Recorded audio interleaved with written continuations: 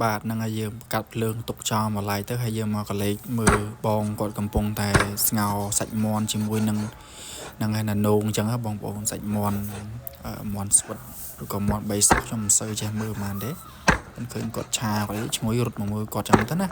ហ្នឹងហើយខាងស្រុកស្រែបងប្អូនគ្មានអីច្រើនទេមានតែសត្វពីរហណៈសត្វទាបងប្អូនច្រឡំសត្វតាសត្វទាទៅចេញសត្វទាថៃទាហ៊ានទៅឡូវហ្នឹងហើយឥឡូវយើងឃើញថាភ្លើងយើងចេញងើខ្សប់គ្រប់ហើយយើងចាប់ដើមដាក់សាច់ដាក់អីអាំងទៅបងប្អូនកុំចំណាយពេលវេលាយូរដាក់ត្រីដាក់អីឬក៏សាច់ក៏ដូចជាសាច់គោពវៀនគោហ្នឹងដែលសល់កាលពីម្សិលមួយថ្ងៃហ្នឹងយើងយកវាមកកម្ដៅ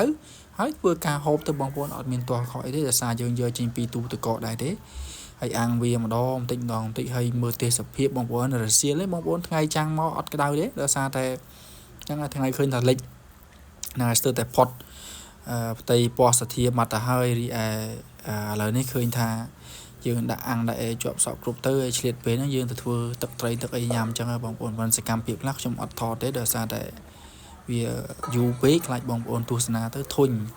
ព្រោះវីដេអូនេះយើងធ្វើមកក្នុងគោលបំណងដើម្បីឲ្យបងប្អូនមានសេចក្តីនឹករលឹក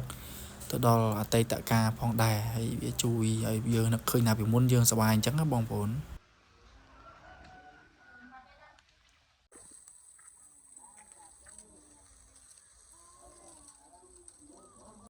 ហ្នឹងហើយអាំងទៅឃើញថាចាប់ដើមឆ្អិនបណ្ដើហើយ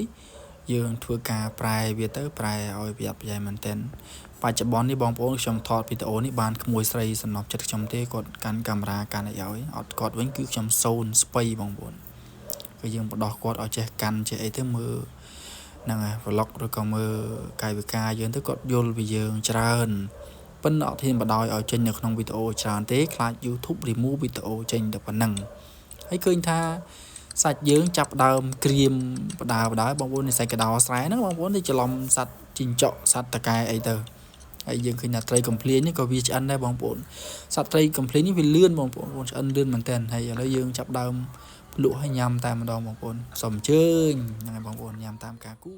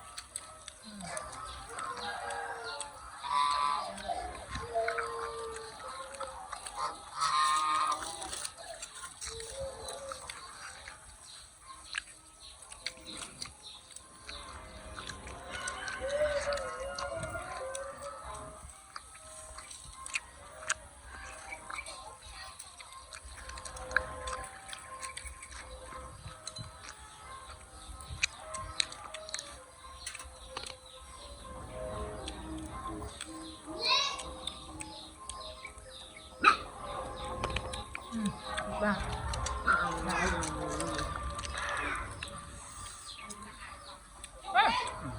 តែនេះខាញ់ ខ្ញុំទឹកละ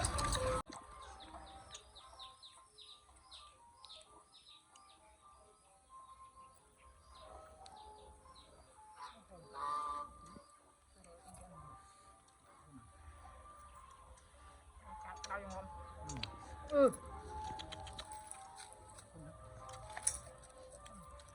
เข้าใจ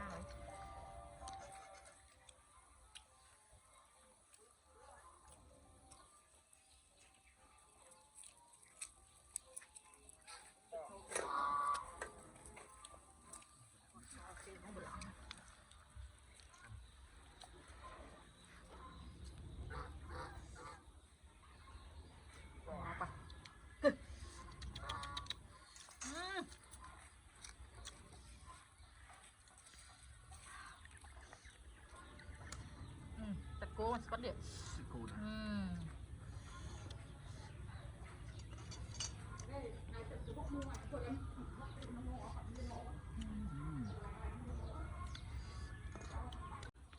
ចឹងវីដេអូមានតែប៉ុណ្្នឹងទេបងប្អូនសម្រាប់